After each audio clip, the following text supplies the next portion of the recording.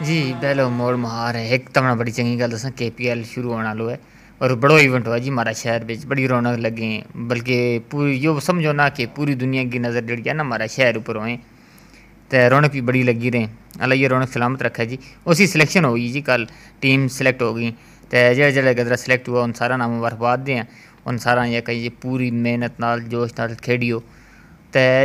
جڑی ہے نا جی اس پہ KPL جو سب تو بڑا فائدہ ہونا چاہیے تو وہ یہ جی کہ مقامی جڑو لوکل ٹیلنٹ ہے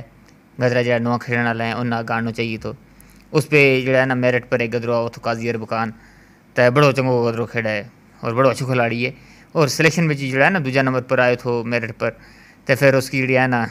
اتنا کہ ٹیم پہ نہیں رکھے گئی دوسرا بار ٹائیگر ٹیم پہ سلیکٹ نہیں ہو اور اس پہ جڑا ہے نا ایک اگر تم ٹیلنٹ نہ اس طرح نقدری کرو گا تو پھر ایک تو اس کو ایک پورا مستقبل کیریئر دا اوپر لگ جائے بچہ کو دوجا جڑی ہے نا ٹیلنٹ ہی نہ قدری ہو جائے